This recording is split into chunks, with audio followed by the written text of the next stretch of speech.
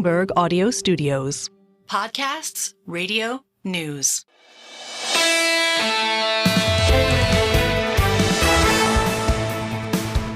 Single best idea. And we say good morning to you. What an interesting day. It was sort of a snooze day. You look at what we call the Bloomberg Launchpad, which is this incredible compendium, almost like a spreadsheet, but real and blinking red and green of equities, bonds, currencies, commodities. And I honestly have to say today was a snooze fest. It was one of the quietest days I've seen the screen waiting for the CPI report tomorrow. And of course, that has an important impact on the market and frankly, global markets as well. So we had a lot of time for conversation today, a bit different. James Stavridis joined the Navy, joined Annapolis back when it wasn't cool. It was 1975, and the last thing anybody of that age wanted to do was put on a uniform. He put it on. He's written about it for years with his esteemed naval career.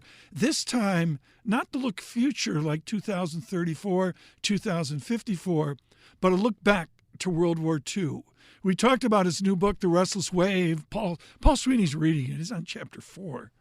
But mostly what we talked about was the restless wave in the Eastern Mediterranean.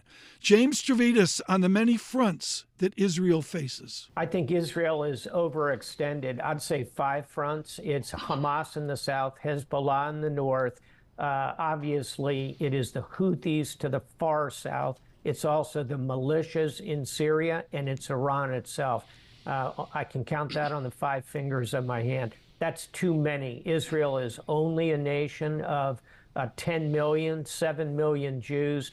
That's too few to ultimately fight wars with countries like Iran.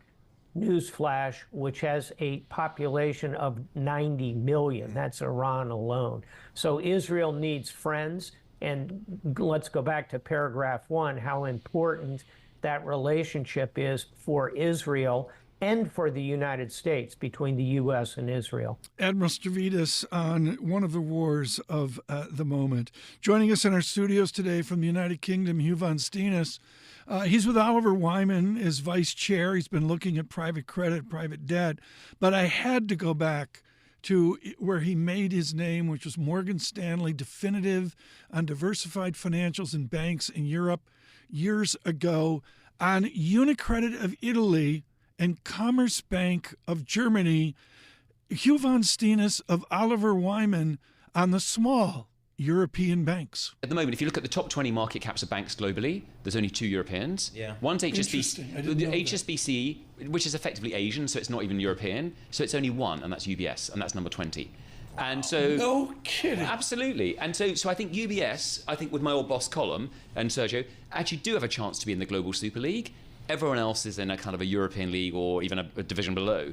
You know, someone you know well, Mario Draghi just put out a report. Now, it was probably a little bit more than 15 pages, Tom. I mean, he had 150 recs. I mean, even 1, 2... Oh, come on, you wrote it for me. No, not this time. But actually, his finance piece made a lot of sense, which is we need securitization markets to reopen. We need deeper capital markets.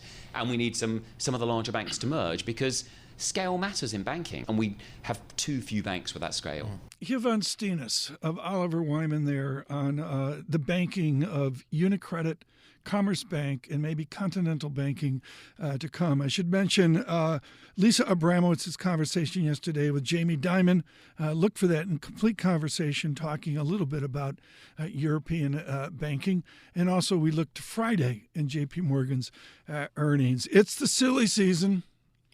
To bond, what do? If you're a politician, you break open a beer. And, we're talking with Kaylee Lines, and she was mentioning that Joe Matthew of Balance of Power can break open a Narragansett lager beer. Vice President Harris quaffing a Miller High Life with Steve Colbert.